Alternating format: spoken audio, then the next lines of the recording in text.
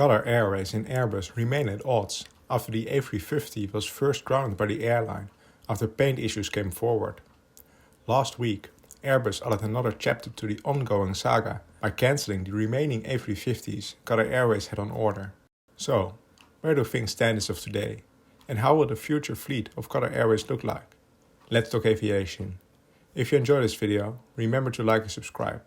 This really helps the channel grow and makes it easier for others to find.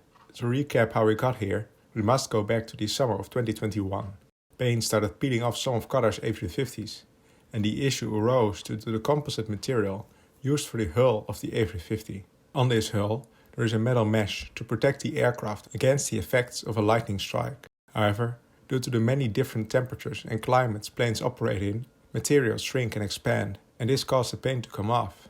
But, in the opinion of Airbus and European regulators, there is no impact on the airworthiness of the planes. Qatar Airways, however, in consultation with Qatari regulators, has a different opinion, and they have grounded all affected planes. Furthermore, the airline decided to sue Airbus to get compensation for the groundings. In total, they seek over $1 billion, with $4 million being added to the claim each day the fleet of A350s remains grounded. In response, Airbus cancelled an order Qatar had for 50 A321neos. To counter, Qatar Airways signed a letter of intent for 25 Boeing 737 MAX 10s. And since then, the last time I made a video on this subject, Qatar Airways and Airbus haven't been sitting still. Back in June, both parties acknowledged that they are still in talks to resolve the problems as quickly as possible and preferably out of court. But it seemed that the road is still long and that there was no easy way out. Since then, little information on the status of the lawsuit has come forward. In the meantime, the CEO of Qatar Airways added some fuel to the fire by discussing openly how the A380 was the biggest mistake the airline ever made. However, somewhat ironically, due to the groundings of the A350, the airline can't retire the A380 anytime soon, simply because they need it in their busy schedule. While the A380 arguably wasn't the best plane ever made, there are certainly rounds that are suitable for the double-decker, especially for an airline based out of the Middle East, located between the large European and Asian business centers. Last week, Airbus made another move in cancelling the remaining 19 A350-1000s Qatar had on order. This means that Qatar Airways has now no more orders at Airbus and is pushed into the hands of Boeing. Once all its orders are fulfilled, Qatar Airways will have 60 787 Dreamliners and 60 777s. And furthermore, they have 40 777Xs on order and will become the launch customer of the type.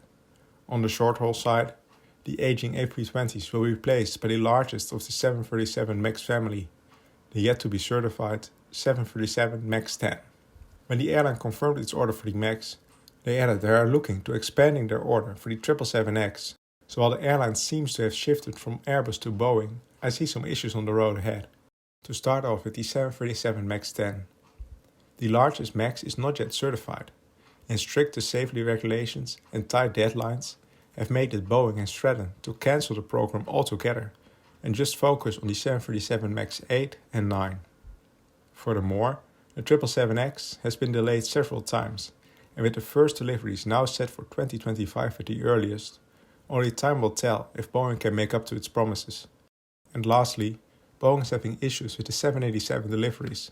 All in all, it remains to be seen whether or not Qatar Airways made the right decision to play hardball with Airbus, as it now fully depends on Boeing to replace and expand its fleet. What are your thoughts about the Qatar Airways-Airbus dispute? And do you think Qatar Airways can still thrive with an all-Boeing fleet? Or will issues on Boeing's side mean that the airline can no further expand? Let me know in the comments below. Thank you for watching, and please consider subscribing to Let's Talk Aviation.